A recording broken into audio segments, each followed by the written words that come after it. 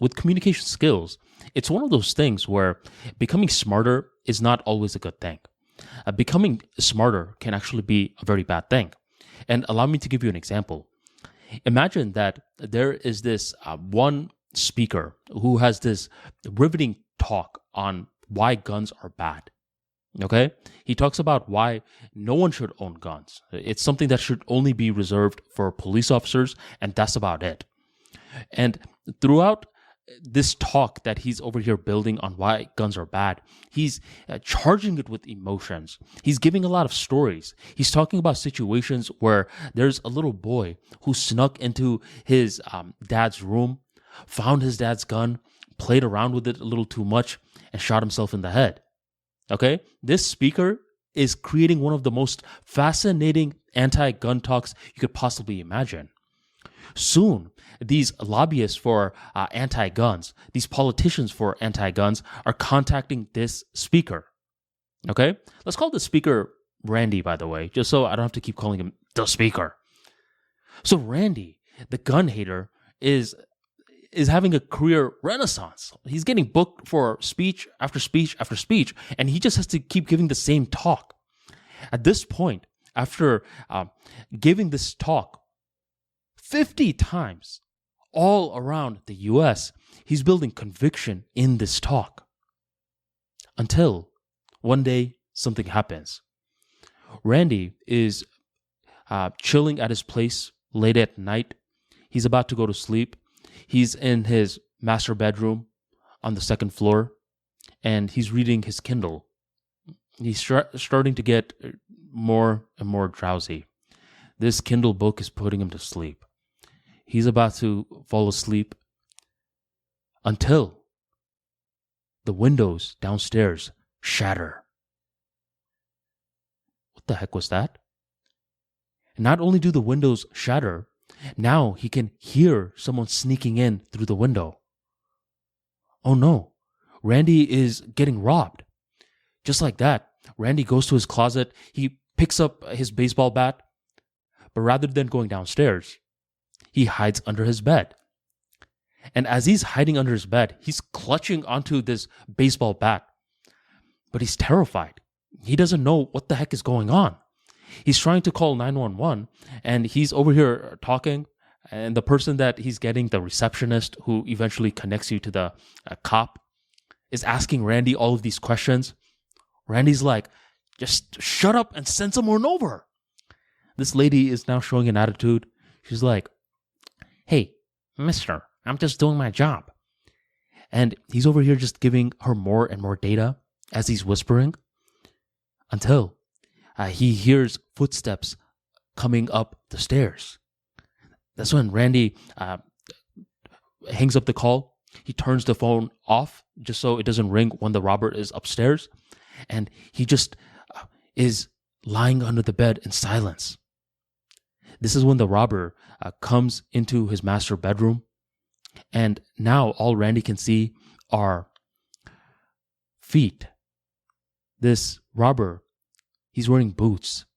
He's shuffling left and right, strategically stealing certain parts of Randy's property.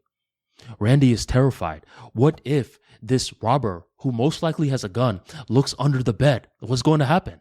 This baseball bat that Randy has is going to save him, right? But Randy doesn't have any confidence in this baseball bat. He's just praying that something happens. He's praying and praying and praying until he starts to lose sight of what's happening. Later on, he has his vision coming back. And as his vision is coming back, there's 3 cops that's surrounding him. And suddenly, the cops' words are becoming clearer and clearer. The cops are saying, sorry, bud, you just got robbed. The robber did get away. We're currently looking for him. Okay? You are safe. Randy is patting himself just to make sure he's actually safe. And he realizes he is safe. But he sees something else. He sees this baseball bat, which prior to him getting robbed, he thought was going to keep him safe. But now, as he's looking at this baseball bat, He doesn't have as much confidence as he once did. But wait, what would have given him more confidence? He doesn't want to tell anyone, but he thinks a gun would have given him more confidence. But no. Randy is the anti-gun guy. He shouldn't have had a gun with him.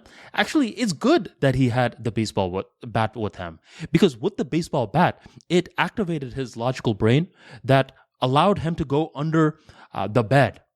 And if he had a gun, what would have happened was he would have tried to act like a cowboy. He would have gone downstairs and tried to have a shoot-off with this robber. But the baseball bat allowed cooler heads to prevail.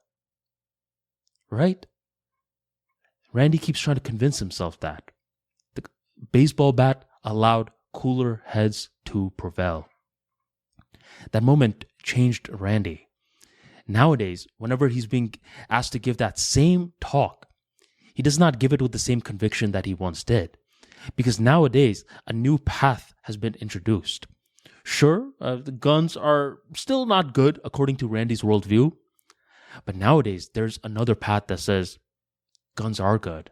Heck, guns would have given him more confidence lying under the bed that night rather than a bat. Now, this is a very strong example, but this example should show something. When you're learning and when you're getting smarter, what happens is that you are being introduced to newer realities. And as you're being introduced to newer realities, it's harder to speak with conviction. Because with Randy's scenario, when he was over here just hating on guns, there was only one thing that existed, one path. And due to him having one path, he could just keep going forward on this particular path consistently. But soon as a new path was introduced, what happened was nowadays, Randy began to second guess himself. And this is something that you will consistently see in a lot of these debates. Okay, you'll see the dumb guy is speaking with the most conviction, while the smart guy sounds pretty unsure. He is always talking sort of like this, is always looking off into space. Whenever your eyes are facing in a certain angle, it means you're thinking. Why is he always doing that? While the other guy, the dumb guy, is speaking with conviction. It's because the smarter person has a bigger decision tree. And due to having a bigger decision tree, they need to sift through more information before they can formulate a response. This is why communication skills, it's not something that you just are one and done on, where you think you are good, and now you're like, okay, I'm not going to practice anymore. I'm not going to practice articulating my ideas out loud. Because what's going to happen is that you're most likely still going to be consuming more information. The world doesn't stop. You're still gathering more experiences in life, right? And if you are not in the habit of articulating your ideas out loud, what happens is that you start to second guess yourself more. Okay? The delivery sounds sloppy. Despite you getting smarter, the delivery still sounds sloppy. So I have a very simple philosophy. I treat communication skills like I treat brushing my teeth.